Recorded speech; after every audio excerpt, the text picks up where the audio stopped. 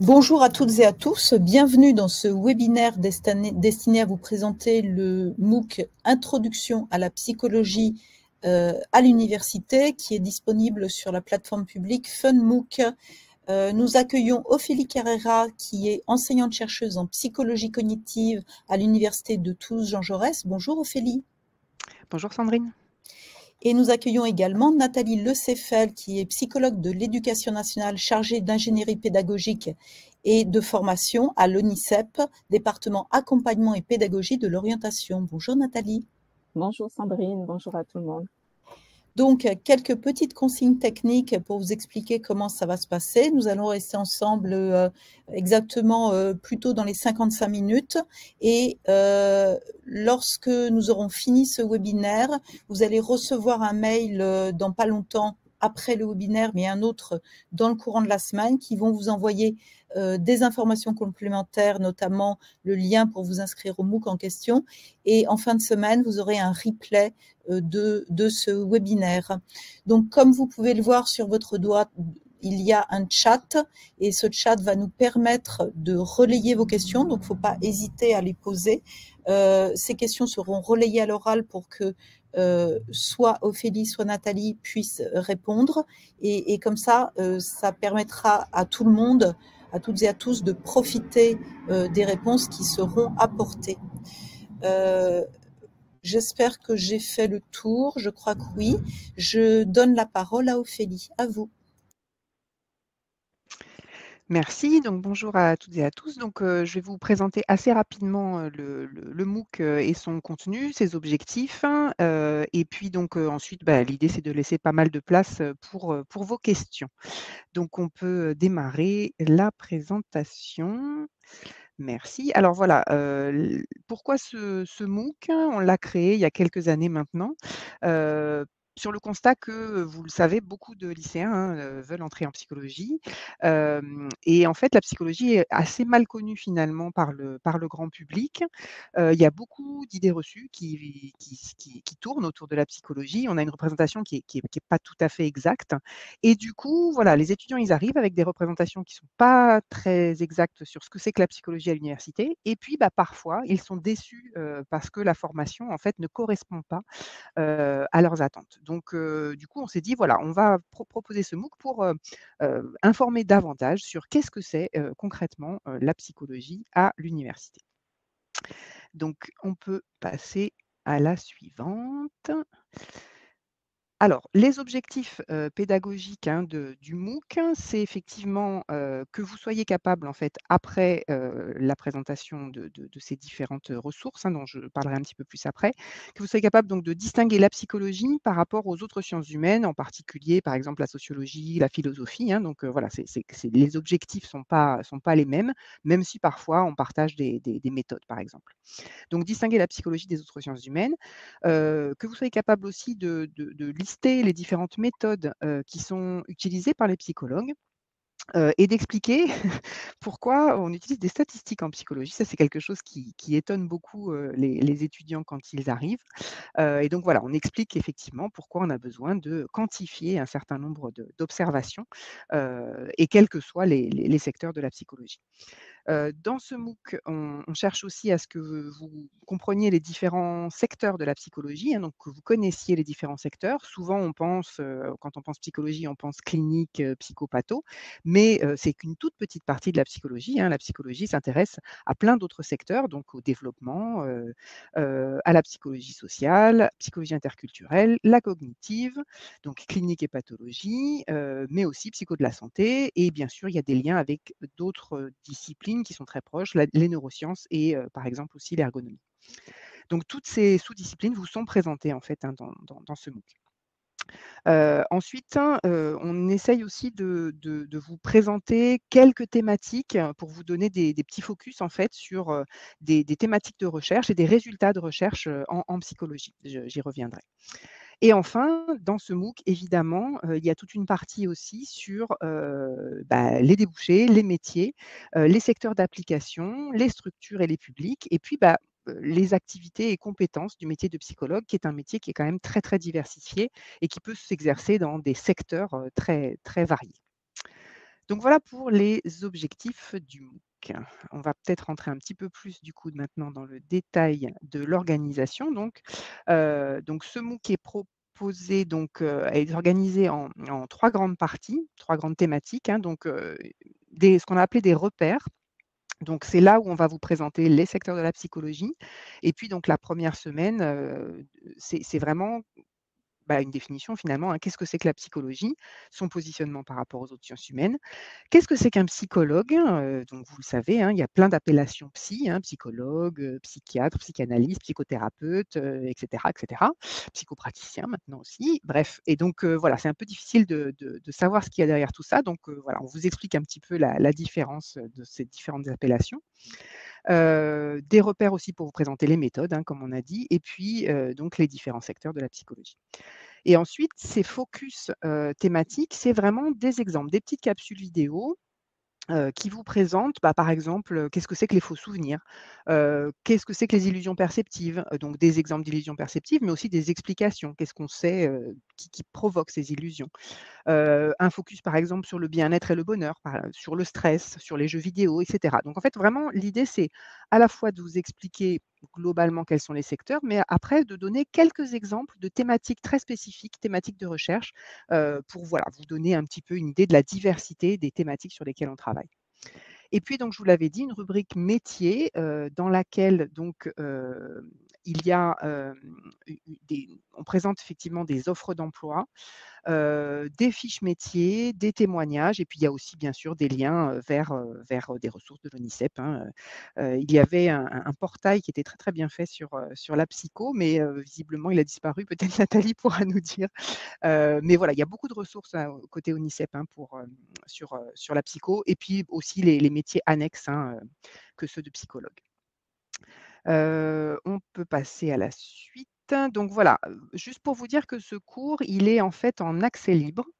C'est-à-dire qu'il est ouvert, il a ouvert en fait, en octobre 2023, donc les 5 semaines du cours ont été ouvertes à partir du 9 octobre, et par contre donc le cours reste ouvert et accessible jusqu'à fin juin 2024. Donc là, vous pouvez tout à fait vous y inscrire et avoir accès au contenu. Par contre, le forum, alors là, il est encore ouvert. Du coup, comme on fait ce webinaire aujourd'hui, je vais peut-être le laisser ouvert encore quelques semaines. Mais comme je suis toute seule à gérer le forum, je ne peux pas me permettre de le laisser ouvert en fait toute l'année parce que je peux pas le gérer.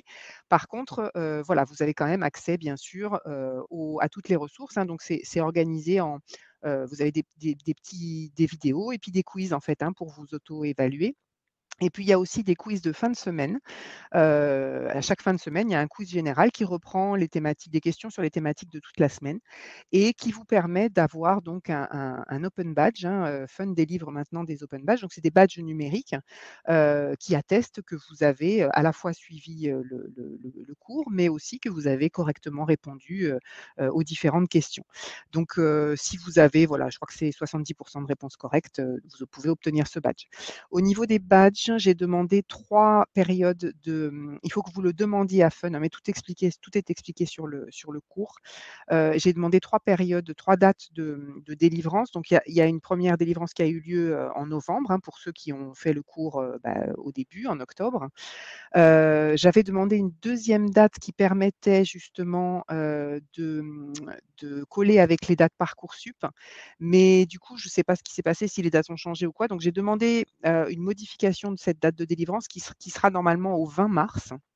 Et enfin, il y a une date de délivrance des badges à la fin, donc au début juillet. Donc voilà, hein, vous pouvez effectivement, obtenir ce badge si vous avez suivi, ce cours. Et je pense que s'il y a peut-être encore une, dernière diapo, je ne sais plus. Mais non, voilà, maintenant je peux répondre à vos questions. Je vois qu'il y en a pas mal, mais j'ai pas pu les lire. Alors une petite précision, Ophélie, pour les badges maintenant, à partir de dans une semaine, en fait, la procédure va changer et les badges seront donnés au fil de l'eau, Ah au ça, c'est fur et à bien. mesure par les gens. Il faut juste qu'ils continuent à s'inscrire sur le fameux formulaire à l'intérieur du cours pour demander, s'ils sont éligibles, bien entendu, à recevoir ce badge. Alors c'est pas immédiat, mais il faut pas attendre plusieurs mois. ça va prendre quelques jours à chaque fois. Donc ça sera mieux, ça va Ça, soulager c'est le super, oui. client. Alors, on a évidemment pas mal de questions. Il y a Michel qui dit: «Avec ce MOOC, y a-t-il possibilité de faire de la formation par la suite? Elle dure combien de temps? Et est-ce une possibilité de se former à distance?» Alors, le MOOC vraiment là vous présente simplement, voilà, qu'est-ce que c'est que la psychologie, globalement. Après il n'est pas en lien avec une formation spécifique, hein, donc bien sûr après si vous voulez faire de la psycho, vous pouvez vous inscrire dans, les différents établissements, donc les universités en France, hein. Il y a, je crois il y a 25 ou 27 universités qui proposent une licence de psycho. Alors nous, à Toulouse, on propose une licence de psycho effectivement, entièrement à distance, avec un service spécifique. Je pense qu'il y en a d'autres en France, mais il y en a plus beaucoup. Mais oui, il y a possibilité de faire la formation à distance dans certaines universités. Là-dessus, il faut peut-être renvoyer sur le site de la FIED, non? Qui peut éventuellement donner des informations sur toutes les formations à distance. Ouais, je ne sais pas si tout le monde est référencé sur la FIED. En tout cas, nous, on n'y est pas, je Ah. crois. Mais, mais oui, ça peut être une porte d'entrée. Bon, je vous le mets quand même dans le chat. Alors, une autre question. Jacques dit: «Bonjour, je souhaite m'inscrire en cours à distance pour obtenir le diplôme en 5 ans». Là, on a répondu à votre question, Jacques. Il dit: «J'ai 53 ans». Mais je pense que la valeur n'attend pas le nombre des années. Absolument. On a beaucoup de gens en reprise d'études, hein, en psychologie et notamment via le service d'enseignement à distance, évidemment, puisque c'est des gens qui parfois sont en emploi. Et donc, voilà, nous, on propose la licence entièrement à distance. Par contre, les masters ne sont pas proposés à distance. Je sais que le CNAM propose un master à distance, mais il n'y a pas forcément toutes les disciplines, hein, toutes les sous-disciplines de la psychologie. Mais en tout cas, la licence est faisable normalement à distance. Après, le souci, c'est toujours pareil, hein, pour les conditions d'entrée, c'est via Parcoursup ou alors avec une demande de VAE ou de VEST, donc validation des acquis. À ce moment-là, il faut faire un dossier. Là, il faut vraiment vous renseigner sur les universités, en fait, sur les sites des universités.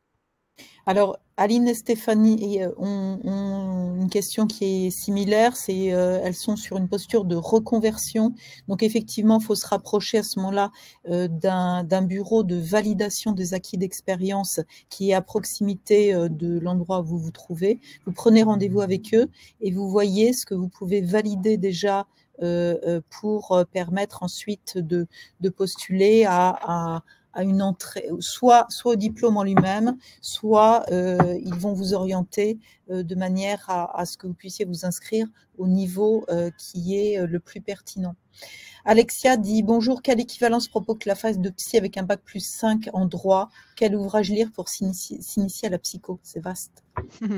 Oui, alors pour les équivalences, hein, là c'est pareil. En fait, il n'y a pas de règle générale. Je pense que c'est c'est les commissions en fait, hein, qui examinent. Donc je ne peux pas vous dire avec un master en droit. Donc c'est vraiment, ça dépend vraiment à la fois de ce que vous avez eu et aussi de vos expériences éventuellement professionnelles si vous en avez et que vous voulez les faire valoir. Donc ça, c'est vraiment les commissions des établissements qui prennent ces décisions. Il n'y a pas de règle générale en fait.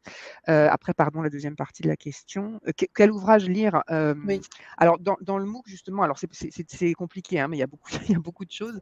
Dans le MOOC, on a une partie bibliographie, normalement, il faut que je vérifie d'ailleurs si c'est bien à jour, où on vous propose, à la fois des ouvrages génériques et puis des ouvrages aussi par sous-discipline. Parce qu'en fait, c'est ça la problématique, c'est qu'en psychologie, il y a énormément de sous-disciplines, et donc du coup, alors bien sûr, il y a des ouvrages génériques, hein, sur, la psychologie, mais en général, ils sont scindés pour les différentes sous-disciplines. Donc voilà, c'est difficile de vous donner un exemple comme ça de tête, hein, mais sur le MOOC, vous pouvez éventuellement le retrouver. Alors, Gaëla dit: «J'ai un niveau en bac STMG. Est-il possible de rentrer en fac de psychologie?» Alors, si vous avez un bac ou un niveau bac ou un équivalent du bac, vous pouvez entrer à l'université. Alors, encore une fois, hein, c'est via Parcoursup. Il y a donc un classement des candidatures, mais on prend, enfin voilà, nous en tout cas, alors ça dépend des universités ici encore, hein, au niveau des sélections des classements via Parcoursup. Je sais que nous, à Toulouse, on prend tout type de bac, hein, et donc il n'y a pas de spécificité pour pouvoir rentrer, quoi. Alors effectivement, hein, sur l'algorithme qu'on utilise nous à Toulouse, c'est toujours pareil, c'est comme partout, hein, plus vous avez bonnes notes, plus vous risquez d'être bien classé. Mais on en prend quand même, enfin, il y en a, nous à Toulouse, on en prend encore beaucoup. Ce qui n'est pas le cas dans toutes les universités, hein, mais avec tout type de bac, normalement, on peut venir. Clarisse dit: bonjour, ma fille est actuellement en classe de première, elle aimerait faire une licence en psychologie après le bac. Pensez-vous que ce MOOC pourrait être intéressant pour elle? Bah oui, c'est vraiment le public visé par le MOOC, même si le public a touché, enfin le MOOC a touché un public plus large de personnes intéressées, mais vraiment nous on ciblait les lycéens justement pour qu'ils découvrent ce que c'est et qu'ils puissent être sûrs que c'est bien ça qu'ils veulent faire, que c'est bien ça qui les intéresse, quoi. Alors, Vincent dit: quel est le niveau d'employabilité en sortant du master? Alors, les chiffres, il y a des chiffres maintenant qui sont disponibles sur les sites des universités, sur le site du ministère. Donc ça, vous pouvez vraiment regarder les taux d'insertion, notamment, il y a des enquêtes d'insertion qui sont faites systématiquement et qui sont publiques. Donc là, vous pouvez effectivement avoir des informations assez facilement sur les sites des universités et sur le site du ministère. Juste pour vous dire que globalement, nous, sur Toulouse, les taux d'insertion de sortie de master sont quand même plutôt bons en général, malgré ce qu'on peut penser. Par contre, il y a effectivement un gap entre le L3 et le master, hein. Vous le savez, la sélection se fait à l'issue de la licence 3, la sélection en master. Et donc là, effectivement, toutes les licences 3 qui veulent rentrer en master ne sont pas pris. Mais il y a bien sûr beaucoup de travail, de plus en plus de travail qui est fait en termes d'orientation justement pour aider les L3, donc les licenciés en fait, hein, ceux qui ont des licences qui ne sont pas pris en master, pour de repartir vers d'autres formations complémentaires ou vers d'autres concours pour accéder à des métiers dans des secteurs en fait, hein, qui sont assez variés, mais dans lesquels la formation de licence en psycho sera pertinente pour leur poursuite d'études. On a Yousra et Stéphane qui ont des craintes concernant le niveau en mathématiques en licence de psychologie. Peut-on entrer en bac psycho sans spécialité scientifique en général? Et concrète,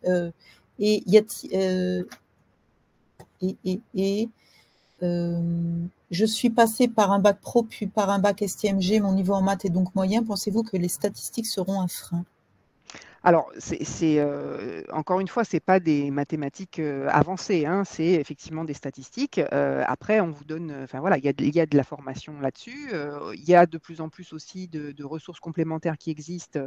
Il y a du tutorat s'il y a des difficultés, etc. Donc, je ne dis pas que ça va être forcément hyper facile, mais en tout cas, il n'y a pas besoin de sortir d'un bac S pour rentrer en psycho. Ça n'existe plus, les bac S, mais bon. Mais non, vraiment, c'est des statistiques. Mais encore une fois, la psychologie, c'est vrai que souvent, il y a des questions, là, il n'y en a pas eu, mais j'y réponds quand même, sur quelle spécialité choisir pour rentrer en psycho. En fait, il n'y a pas de recommandation particulière parce que la psychologie, c'est vraiment à la fois une discipline scientifique, hein, effectivement, avec de la méthode expérimentale, des statistiques, etc. Mais c'est aussi une discipline qui utilise beaucoup l'écrit. Les psychologues écrivent beaucoup, ils font des comptes rendus, il y a effectivement, on lit beaucoup de littérature scientifique aussi, on écrit. Donc, c'est vrai que c'est quand même une discipline qui nécessite donc à la fois des compétences un petit peu scientifiques, entre guillemets, et des compétences aussi littéraires. Donc, c'est pour ça qu'il n'y a pas vraiment de recommandations au niveau des spécialités. Tout type d'orientation peut y trouver son bonheur. Après, effectivement, il faudra quand même, du côté où on est peut-être moins compétent, se remettre à niveau. Il y a de plus en plus, en tout cas, de systèmes d'aide pour vous accompagner sur des choses qui vous poseraient un petit peu plus problème. Ce que je conseille, c'est que très rapidement, si vous voyez que vous avez des difficultés à suivre dans une matière, vous rapprocher du tutorat, voir les enseignants pour voir comment vous pouvez ne pas vous laisser larguer, en fait, comment vous pouvez être accompagné pour monter en compétences et pour vous accrocher. Mais il n'y a pas de raison. On met vraiment en place des choses pour vous aider, quoi. On a une question pour Nathalie. Concrètement, ce badge pourra-t-il être intégré dans la lettre de motivation Parcoursup? Bien sûr, vous pouvez même le Oui. mettre dans votre dossier, hein, tout à fait. Oui, c'est possible. Alors ça, c'est quelque chose qui est général. Il y a des badges sur un certain nombre de MOOC d'orientation, pas uniquement sur celui-là, puisque en fait, là, on est là pour parler de la psychologie, mais il y a 21 MOOC d'orientation sur, je dirais, plein de disciplines différentes. Et effectivement, on peut le mentionner, mais on ne peut pas uploader quoi que ce soit. C'est ça, Nathalie? Oui, c'est ça. Il n'y a pas d'endroit où on peut juste mettre le badge. Il faut simplement l'indiquer dans la lettre de motivation. Nous avons une question de Raphaël. Y a-t-il un parcours spécialisé dans la petite enfance en psychologie? Alors, oui, alors après, bien sûr, mais les spécialisations, en fait, elles se font en général à partir du master. C'est-à-dire que la licence, c'est une licence généraliste. Vous voyez donc tous les secteurs de la psychologie.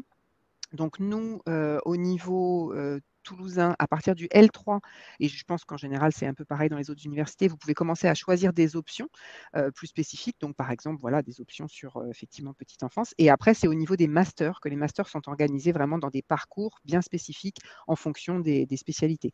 Donc nous, à Toulouse, on a 14 parcours de master, donc voilà, dont effectivement sur enfance-adolescence.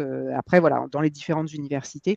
Ça, vous avez, je ne sais pas si on peut trouver le lien, il y a un panorama des masters qui existe, qui a été fait par l'AEPU, qui est l'Association des enseignants-chercheurs en psychologie à l'université, qui est mis à jour assez régulièrement et donc sur lequel vous pouvez retrouver tous les parcours de master existants dans les universités françaises. Donc si vous tapez panorama des masters psycho, peut-être que vous arriverez à tomber là-dessus. Roxane dit, avec une L3, peut-on travailler en psycho? Est-ce qu'on peut arriver sur le marché du travail en ayant juste une licence? Alors, la licence de psychologie est une licence générale qui n'est pas prévue spécifiquement pour un emploi direct. Néanmoins, il existe des licences pro dans le secteur. Donc, nous, je sais qu'on en a une, à Toulouse et il y en a par ailleurs, des licences professionnelles. Qui permettent donc, on peut y accéder dès le L2, c'est souvent sur sélection, mais donc voilà, qui sont quand même des licences qui sont prévues pour une sortie directe sur le marché du travail. Maintenant, la licence de psycho, comme je le disais un petit peu tout à l'heure, vous permet, alors bien sûr, vous pouvez quand même travailler directement, mais ce n'est pas une licence professionnalisante. Dans tous les cas, l'objectif principal, c'est effectivement de continuer en master, mais ça vous permet aussi voilà, de vous réorienter éventuellement vers d'autres formations complémentaires où il peut y avoir des allègements de formation parfois entre, je sais qu'il y a des liens avec EduxP par exemple, mais vous pouvez aussi, alors c'est après concours parfois, avoir des allègements effectivement de formation pour d'autres types de formations. Mais encore une fois, la licence générale de psycho n'est pas prévue pour le marché du travail direct, quoi. Cristal dit bonjour du Vietnam. J'ai fait une licence en master finance en France et j'ai travaillé dans la finance et aussi l'innovation. Je voudrais changer de métier pour me diriger vers la psychologie. Est-ce que je dois reprendre des études en L1? Et est-ce que, alors je ne comprends pas, est-ce que vous avez les certifications de la formation en ligne? Je suppose que c'est pour suivre une licence ou un master en ligne de psychologie. Alors, comme je le disais tout à l'heure, c'est effectivement, vous pouvez passer par le système de validation des acquis si vous voulez ne pas reprendre en première année. Mais comme je vous dis, je ne peux pas vous dire en fonction des différents diplômes que vous avez où est-ce que vous pourrez rentrer, quel allègement vous aurez. Il faut vraiment passer par des commissions pour faire ça. Donc, soit vous faites le choix de reprendre en L1, soit vous faites le choix effectivement d'essayer de… Il y en a qui font les deux d'ailleurs, c'est-à-dire qui s'inscrivent sur Parcoursup, mais qui demandent aussi en parallèle une validation des acquis de l'expérience ou des enseignements supérieurs, d'autres diplômes que vous avez eus. Mais ça, c'est des commissions qui examinent vos dossiers et qui décident voilà, s'ils vous font rentrer. Alors, autant vous le dire, des rentrées directes en licence 3 de psycho, c'est très rare, chez nous en tout cas. On peut avoir des entrées en licence 2, souvent avec des yeux de L1 à repasser quand même. Donc voilà, parfois ça ne vaut pas vraiment le coup, ça dépend vraiment de ce que vous avez, mais ça, voilà, Sandrine le disait tout à l'heure, je pense qu'il faut vous rapprocher des établissements ou des… je sais qu'il y a une réforme de la VAE aussi en ce moment, donc c'est un petit peu compliqué à savoir à qui s'adresser. Mais… Alors, Véronique, là je pense que c'est une question pour toi, Nathalie.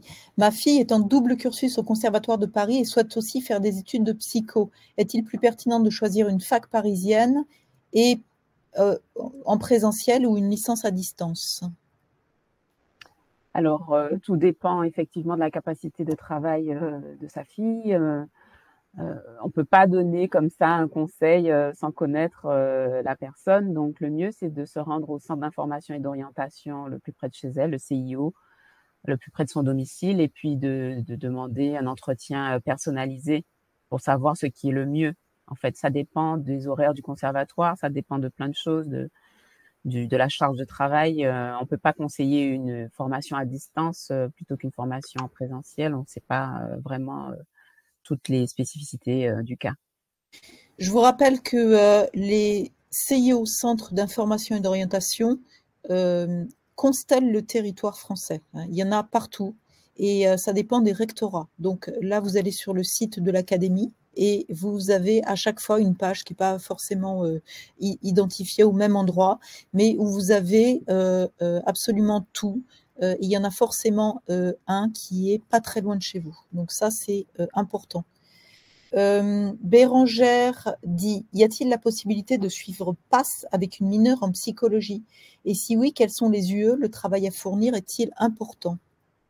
Alors, ça, je pense que ça dépend des universités. Nous, à Toulouse, on n'a pas fait le choix de faire des licences PASS. Donc, à Toulouse, ce n'est pas possible, mais il y a des universités, j'imagine, dans lesquelles c'est possible. Donc là-dessus, c'est vrai que ça dépend vraiment des établissements, je pense. Nathalie, tu veux faire un petit point sur justement les PASS et la psychologie et la différenciation au niveau du territoire? Alors, ça dépend des universités. Effectivement, il y a des passes avec des mineurs psycho, droit, sciences, tout dépend de l'université, ce qu'ils proposent. Ils proposent aussi des licences avec accès santé, donc on peut s'inscrire en licence psychologie et avoir l'option santé pour faire la sélection pour entrer en études de médecine après. Donc, tout dépend des universités, hein. Mais je pense que la plupart proposent en tout cas soit des mineurs de passe en psycho ou soit des licences psycho avec accès santé, des LAS. Voilà. Alors, on a beaucoup de questions sur la reconversion professionnelle. Ça, je ne vais pas les relayer à l'oral, on en a parlé à plusieurs reprises. Il faut absolument que vous vous renseigniez auprès d'une unité de VAE, hein, et avoir un rendez-vous personnalisé avec un conseiller qui va vous aider à construire un dossier pour voir ce que vous pouvez valider comme UE et à quel niveau de formation vous pourrez ensuite vous inscrire dans une université de proximité. Comme tout est très dépendant de votre parcours, on ne peut pas répondre à ça. Alors,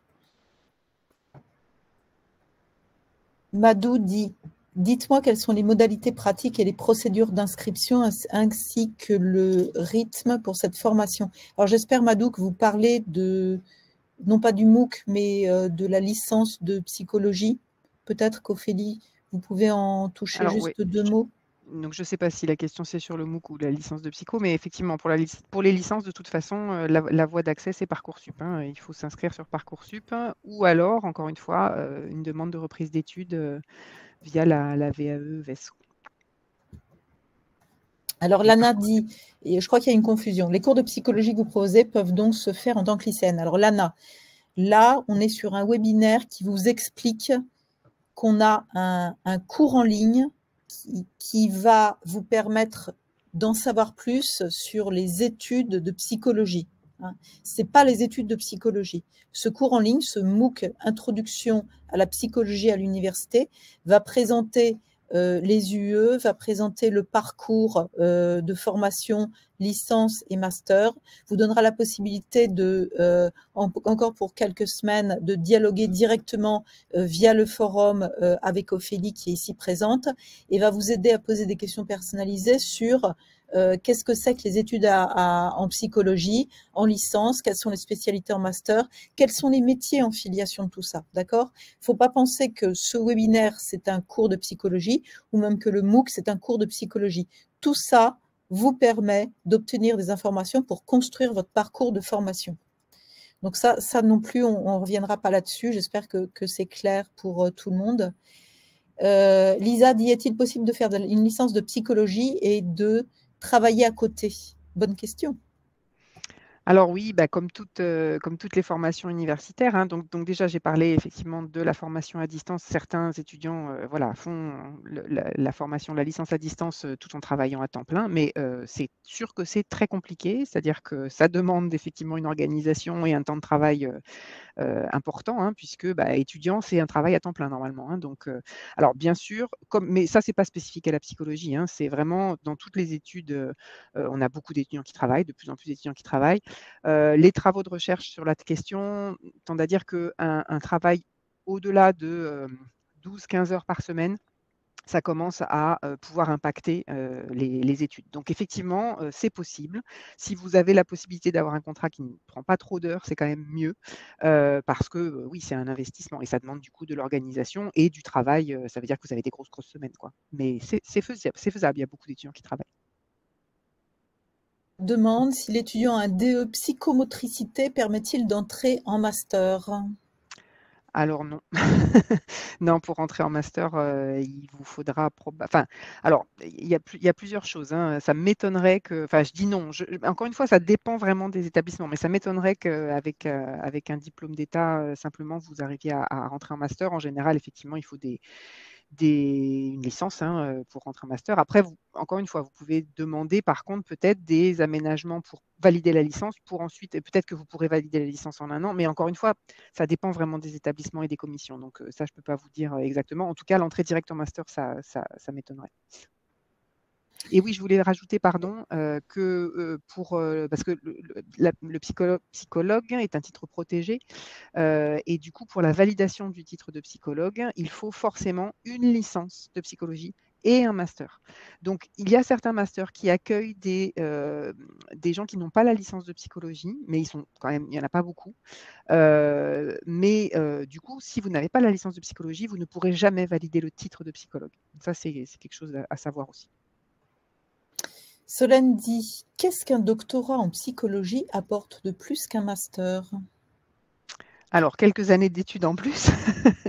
Et surtout, le doctorat donc, permet effectivement, pardon, c'est un diplôme supérieur, hein, donc il permet d'entrer dans l'enseignement supérieur en particulier, de faire de la recherche ou de l'enseignement. Il peut aussi permettre d'entrer dans des entreprises, par exemple, dans des cellules de recherche et développement, etc.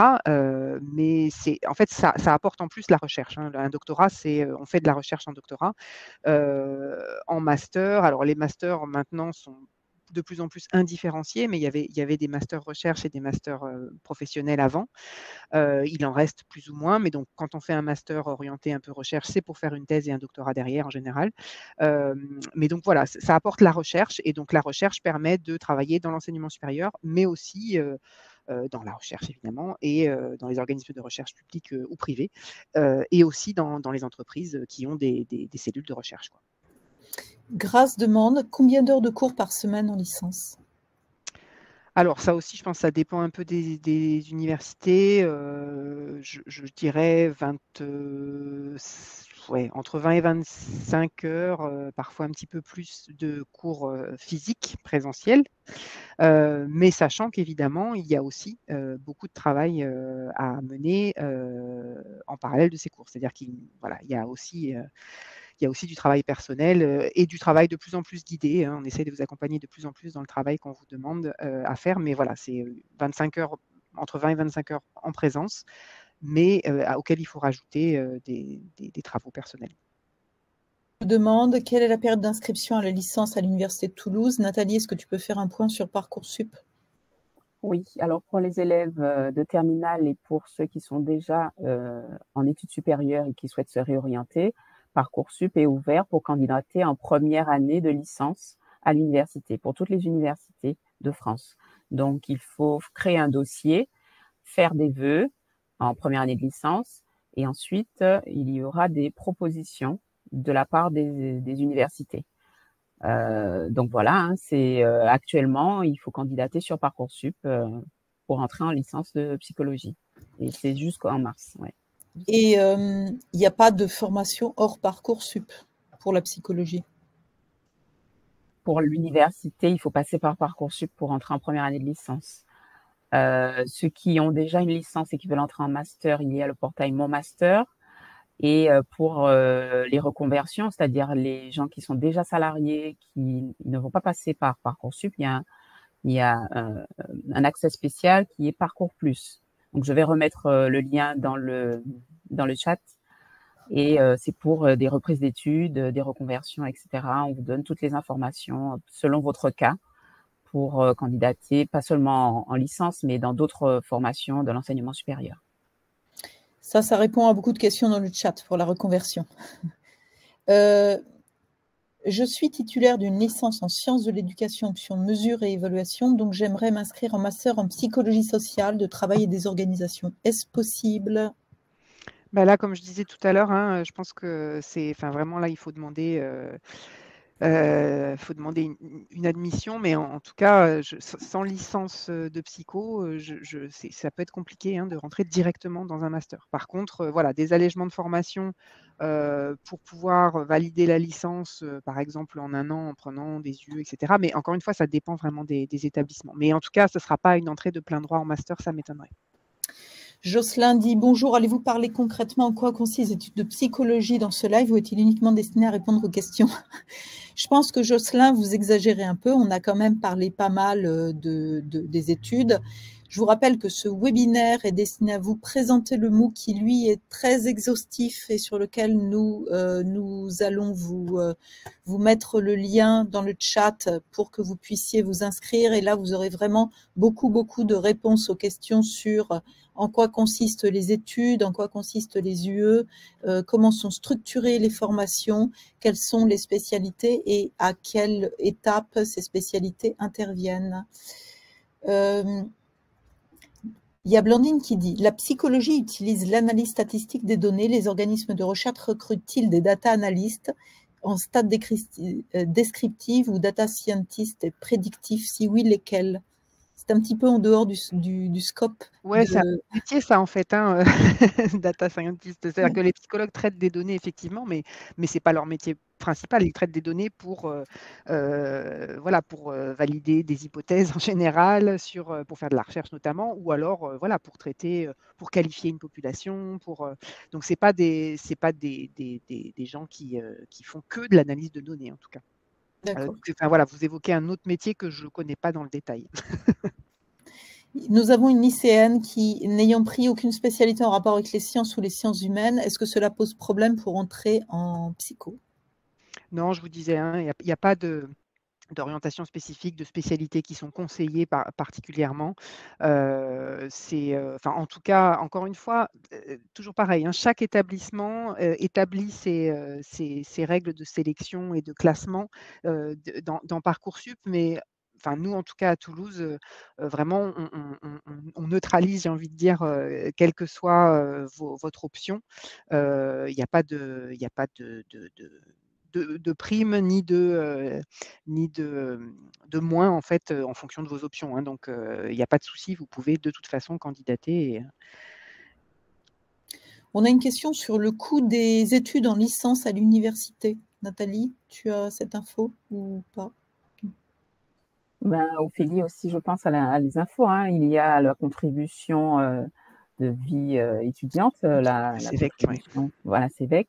Et puis, normalement, les études à l'université, voilà, c'est gratuit. Il y a juste la contribution à payer quelques centaines d'euros. Voilà, donc il y a une centaine d'euros, oui, je pense que c'est autour de, ça dépend un peu des établissements, mais il y a des frais de dossier, moins de 300 €. Mais voilà, c'est autour de 200-300 € maximum en tout. CEVEC, ça fait de 300 à 400 € pour une année. Donc, ce n'est pas des tarifs anglo-saxons. Y a-t-il une limite d'âge pour les études en psychologie? Pas du tout. On a eu un étudiant qui a fait une thèse à 84 ans. Donc, non, non, il n'y a vraiment pas de limite. Je vous dis, on a pas mal de gens en reprise d'études hein, qui ouais, voilà, qui sont âgés et il y a même des gens à la retraite parfois qui viennent. Alors, souvent, c'est plutôt en candidat libre, ils ne viennent pas ils viennent pas chercher un diplôme, mais non, non, il n'y a aucune limite. Alors, on a Tania qui dit « Ma fille aime la psychologie et la gastronomie. Est-ce qu'elle peut combiner les deux? Et la psychologie industrielle, c'est quoi au juste ?» Alors, il y a pas mal de psychologues dans le domaine, je pense, de l'alimentation, hein, dans les questions autour de l'alimentation, bah, évidemment, hein, ça pose des questions psychologiques. Après, je ne sais pas ce que vous entendez par psychologie industrielle, mais il y a pas mal de psychologues qui travaillent dans le milieu industriel ou dans les entreprises, en fait. Hein. Il y a des psychologues du travail, il y a des ergonomes, il y a des gens qui peuvent travailler aussi. Enfin, en termes de domaine d'application, hein, effectivement, c'est quand même très, très varié. Il y a des gens qui travaillent dans les ressources humaines aussi, bien sûr, hein, dans les entreprises. Mais oui, psychologie industrielle, ça me fait plus penser voilà, à la psychologie du travail, en tout cas, et peut-être à l'ergonomie. Mais donc, du coup, c'est des gens qui s'intéressent voilà, aux conditions de travail, à l'organisation dans les industries pour ben, voilà, faire en sorte que les travailleurs soient du mieux possible pour réaliser leur travail et que les entreprises puissent avoir des performances acceptables aussi. Donc, c'est vraiment des gens qui travaillent sur la balance hein, entre le bien-être des salariés et l'organisation du travail. Donc, voilà, juste en quelques mots. Fabienne demande « Peut-on faire une année d'études à l'étranger durant la licence ?» Alors, il y a plein de programmes alors une année, c'est rare, c'est souvent par semestre en fait que ça se fait, mais vous pouvez le faire plusieurs fois. Donc il y a beaucoup de programmes d'échange, hein, que ce soit le programme Erasmus, en Europe avec les pays d'Europe, ou bien d'autres programmes avec le Québec, avec, l'Amérique, donc il y a effectivement comme dans toutes les formations en fait, hein, vous pouvez, il y a des relations internationales à l'université, des programmes d'échange. Donc oui, si vous avez envie de partir faire un semestre ou 2 à l'étranger, bien entendu, c'est tout à fait possible. Juste, je dis qu'il faut s'y prendre tôt. Il faut s'y prendre à l'avance parce qu'il faut le préparer vraiment, une année en amont parce qu'il y a des équivalences entre les UE et cetera. Mais voilà, faut le préparer, assez tôt, mais c'est tout à fait, possible et on vous y encourage, beaucoup d'ailleurs. Francesco demande « Quelles sont les spécialités de terminale conseillées pour entreprendre des études en psychologie ?» On l'a déjà évoqué. Un dernier mot là-dessus ou on passe, Ophélie? Oui, non, il y en a pas de spécifiquement, tout pourra vous servir, que ce soit des aspects plutôt, littéraires, humanités, que ce soit des aspects, plutôt, mathématiques, sciences et vie de la terre, par exemple aussi, sciences humaines et sociales. Alors je ne sais plus quelles sont exactement les spécialités, mais, vous pourrez, vraiment encore une fois, ça peut vous apporter des choses qui vous serviront, dans tous les cas. Donc, il n'y a pas de restriction. Nathalie, là-dessus, est-ce que tu veux faire un point sur les bonnes notes à avoir dans leur spécialité choisie par rapport à l'algorithme ensuite de chaque établissement? Mais en fait, on regarde surtout le tronc commun.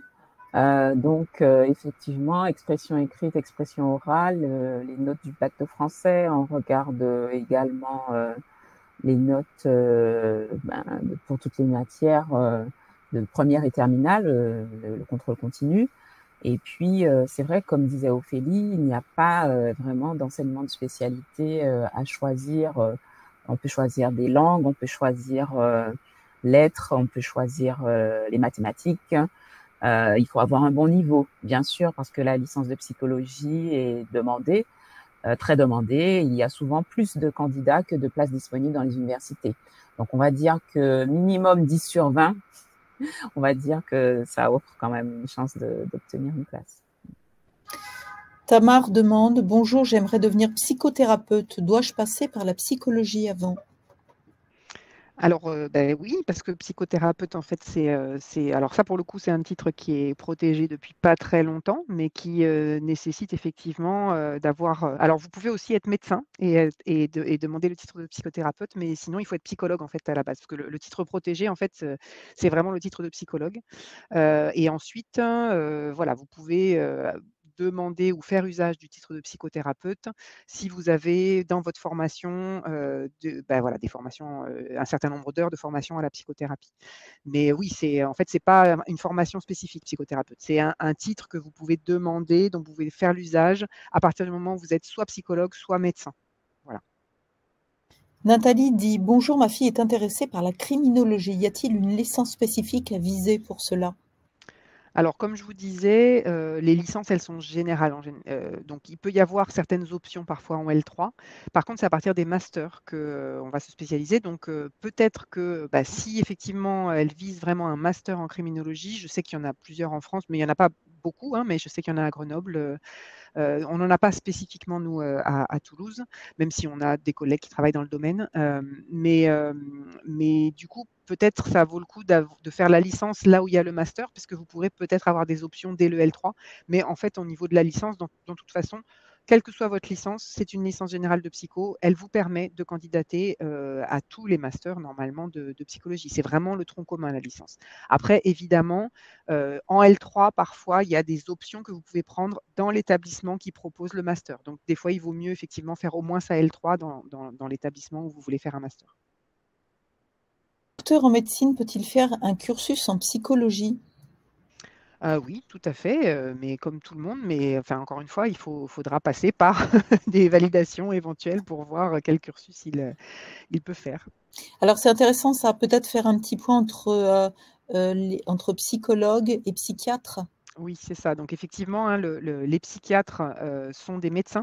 Donc, ils ont le cursus normal en médecine et une spécialisation en psychiatrie. Et le psychologue, c'est vraiment une formation différente, hein. Donc, les psychologues ne sont pas des médecins, les psychologues ne prescrivent pas de médicaments. C'est les psychiatres, effectivement, hein, qui sont médecins et prescrivent des médicaments. Alors, bien sûr, il peut y avoir des services dans lesquels psychiatres et psychologues travaillent en collaboration, mais c'est bien des métiers différents avec des formations différentes. Alors, on a toute une série là, de questions sur les DU. Bonjour, je vais être titulaire d'un DU d'art-thérapie et je travaille en art-thérapie depuis plusieurs années. En quelle année d'études de psychologie pourrais-je entrer? Je ne peux pas répondre précisément à cette question ici encore. Voilà, faut passer par des demandes de validation. Les DU, c'est enfin voilà, c'est des diplômes universitaires, mais ça n'atteste pas d'un niveau d'études. Alors peut-être vous pouvez avoir des allègements sur certaines UE, mais en tout cas, ça ne vous permettra pas de rentrer directement en master. Et encore une fois, la pratique, alors d'une certaine thérapie, ça dépend dans quel cadre c'est fait, mais encore une fois, normalement, voilà, pour être psychologue, il faut le titre de psychologue, la formation de psychologue pour ensuite voilà, s'installer, en tout cas, en tant que psychologue. Alors, Sandra dit: ma fille est intéressée par les études en psychologie, mais a du mal à se représenter les différents métiers sur lesquels la formation peut déboucher. Pourriez-vous nous présenter les différents débouchés possibles? Et là, vous voyez, on est en plein dans le MOOC. Donc, votre fille s'inscrit au MOOC, elle a, de manière exhaustive et extrêmement détaillée, des petites capsules super sympas, et puis de la documentation supplémentaire pour l'aider à construire son parcours. Donc, on vous encourage à l'aider à s'inscrire à ce MOOC. Je pense que j'ai résumé, Ophélie.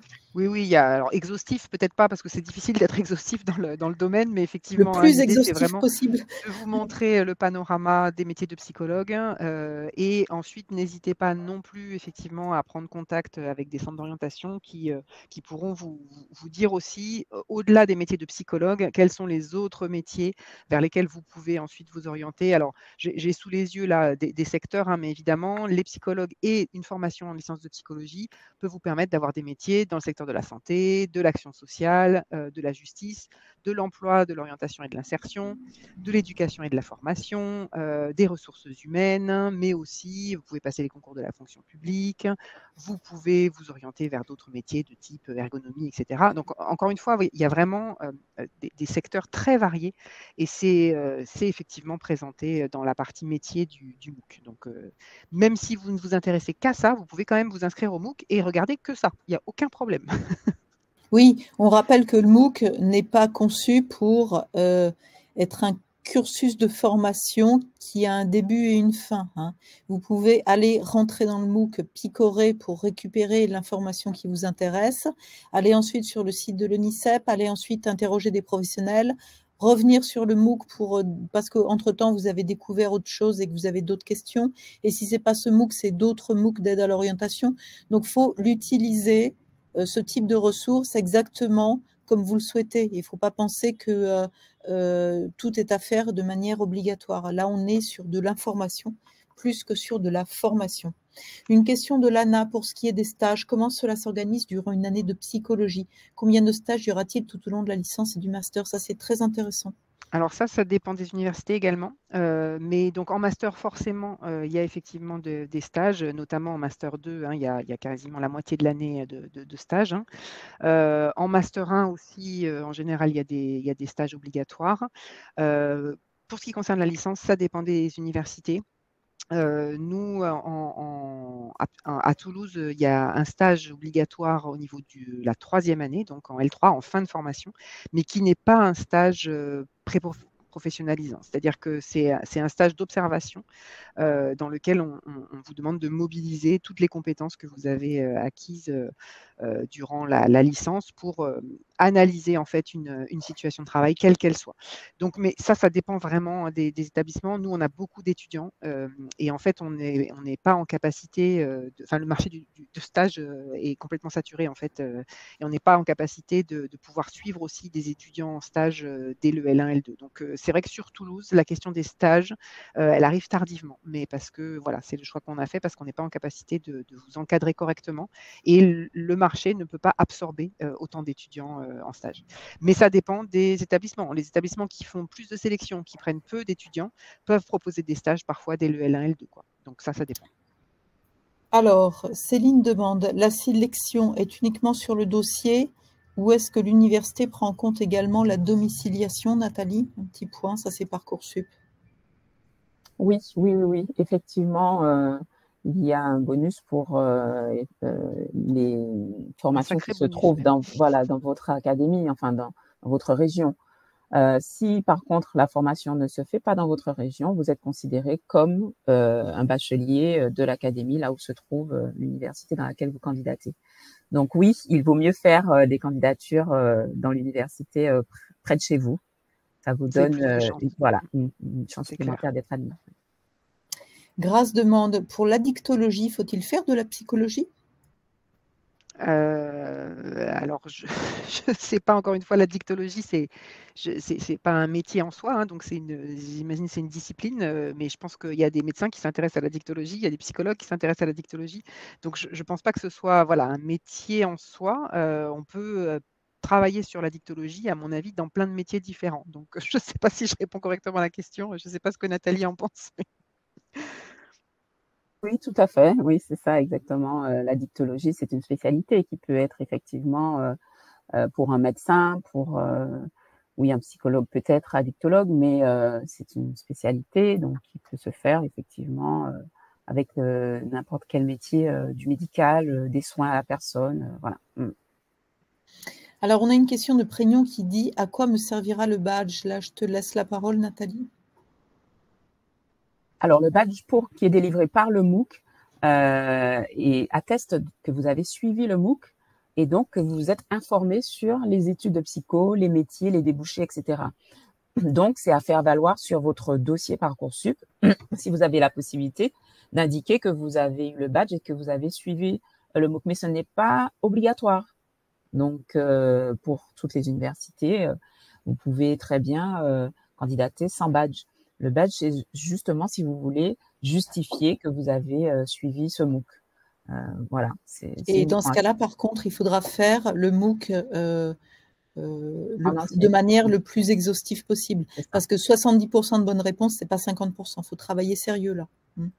Non, après, c'est pas des questions compliquées. L'idée, c'est vraiment si vous avez suivi toutes les vidéos de la semaine, normalement, et que vous avez compris, vous pouvez répondre au MOOC. En fait, c'est vraiment, ça atteste que vous avez suivi la totalité du MOOC et que vous avez compris un minimum ce qu'on vous racontait. Donc, c'est pas des questions difficiles. Ça, simplement pour vous, c'est une façon d'attester. Et en tout cas, enfin voilà, pour avoir travaillé dans la commission d'admission des vœux Parcoursup pour certains dossiers, c'est sûr que pour nous, ça montre un intérêt, enfin, je veux dire, de voir que vous avez suivi le MOOC. Alors, c'est 2 heures par semaine. Vous pouvez y passer plus de temps et un peu moins de temps, mais du coup, ça montre quand même un investissement important. Ça montre que voilà, vous vous êtes renseigné, vous avez suivi le MOOC, hein, vous avez compris. Et donc, pour nous, ça montre une motivation pour la formation, quoi. Voilà. Alors, Astrid demande à quel moment il y a délivrance du titre de psychologue, Master 1 ou Master 2? Master 2. Master 2, à la fin de donc, ces 5 ans d'études. Hein, c'est la validation du Master 2 avec la soutenance du mémoire et du rapport de stage qui conduit à la délivrance du titre. Donc avec forcément des psychologues, enfin au moins un psychologue dans le jury, donc pour la validation du titre. Alors, Lana dit, les cours de psychologie que vous proposez peuvent donc se faire en tant que lycéenne. Vous parlez du MOOC, mais bien sûr, Lana, en fait, ce MOOC, il est fait pour vous, hein, pour vous aider à vous projeter sur des études de psychologie, pour que vous soyez sûr que, dans la mesure du possible, c'est bien ce que vous voulez faire, ou que vous acquérez la certitude que finalement, c'est pas ce que vous voulez faire. Et dans les deux cas, ça vous permet de préciser votre parcours d'orientation et votre parcours d'études en direction d'un métier que vous aimeriez envisager, dans lequel vous souhaitez vous projeter. Donc ce MOOC, il est fait pour ça. Alors, on a beaucoup de questions sur la licence, sur la licence de psychologie en distanciel. Où est-ce qu'il y en a? Quel est le tarif, etc. Donc, Ophélie, est-ce que tu peux nous rappeler le nom du site là, sur lequel il faut aller se connecter pour obtenir la présentation exhaustive des différents masters? Alors, les masters, alors ça pour le coup, c'est le site, c'est l'AEPU, c'est Panorama des masters en psychologie, ça s'appelle. Donc, je ne sais pas si en cherchant, j'aurais pu le faire. Hein. On peut tomber dessus. Après, sur la question de la licence à distance, etc. En fait, c'est vraiment sur les sites des universités. Si vous voulez des infos, donc sur Toulouse, il y a effectivement une licence à distance via le service du CED. Donc, vous allez sur le site de l'université de Jean Jaurès à Toulouse et vous trouverez les informations. Après, alors encore une fois, de tête, peut-être que via la FIED, vous pourrez trouver d'autres universités qui proposent des licences à distance. Je ne sais pas, Nathalie, est-ce que vous savez s'il y en a d'autres? Paris 8 qui Paris propose 8 des aussi, oui. licences et masters, et il y a aussi Rennes 2. Oui. Rennes, oui. Je sais qu'il y avait Rouen qui a arrêté, mais voilà, du coup, je ne savais plus. Et il n'y en a pas. Mais voilà, donc là, il faut aller vraiment sur les sites des universités. Sur les sites en question. Et les coûts pour ces licences à distance sont différenciés, sont pas normalisés, s'ils sont différenciés entre chaque établissement. Donc là-dessus, il faut se rendre sur. Là, il faut vraiment voir les établissements. Voir en quoi ça consiste, et puis vous aurez toutes les informations. Suite à l'obtention d'une licence en psychologie, quel conseil nous donneriez-vous pour favoriser l'accès au master? Il y a beaucoup de questions un petit peu angoissées des parents là que je vois pour dire qu'est-ce qu'il faut prendre comme spécialité pour que mon enfant soit un peu sécure quand il arrive sur le marché du travail. Alors ça, encore une fois, ça dépend.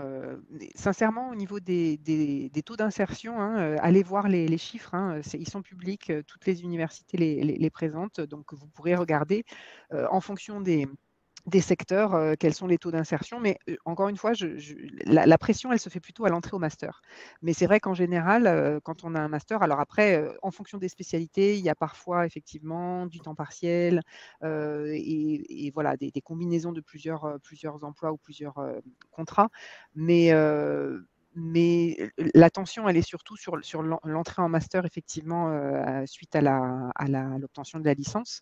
Mais de toute façon, voilà, maintenant, il y a aussi, comme il y a Parcoursup, il y a maintenant mon master, trouver mon master, je ne sais plus si c'est mon master tout court que ça s'appelle maintenant, mais c'est la même possibilité. Hein, donc voilà, vous pouvez candidater à tous les masters de France, quoi. On prend une dernière petite question et après on va clôturer. Peut-on devenir psychologue scolaire avec une licence pro en psychologie? Alors non, les psychologues, ça Nathalie le saurait sûrement mieux que moi puisque c'est son métier, donc je vais la laisser répondre. Oui. Alors il faut le titre de psychologue, donc il faut un master, une licence en psychologie et un master en psychologie. Et ensuite passer le concours pour être psychologue de l'éducation nationale. Les psychologues scolaires sont maintenant psychologues de l'éducation nationale, donc ils exerçaient dans le premier degré, et les conseillers d'orientation psychologue dans le second degré, et ils forment maintenant un même corps des psychologues de l'éducation nationale. Donc, il faut licence de psychologie, master de psychologie et ensuite passer le concours de l'éducation nationale. Merci à nos intervenantes. Nous allons maintenant clôturer ce webinaire qui était destiné à présenter le MOOC Introduction à la psychologie à l'université. Nous n'avons pas pu répondre à toutes vos questions qui ont été assez foisonnantes, mais où on a bien vu qu'il y avait des besoins d'information et ce MOOC est justement là pour y répondre. Vous pouvez, si vous vous inscrivez rapidement, avoir encore accès au forum et vous pourrez continuer à poser des questions qui sont des questions personnalisées et Ophélie y répondra. Merci à toutes et à tous d'avoir participé. Nous espérons que toutes ces réponses vous ont été profitables. On vous attend sur cet après-midi pour d'autres webinaires autour d'autres MOOC d'orientation. J'espère que ce qui a été dit vous a un petit peu éclairé. Merci à Nathalie, merci à Ophélie de vous être rendue disponible pour cette petite heure passée en compagnie de tous ces gens qui se sont inscrits. Et nous nous retrouvons, j'espère, dans le plus rapidement possible dans le MOOC Introduction à la psychologie à l'université. Au revoir.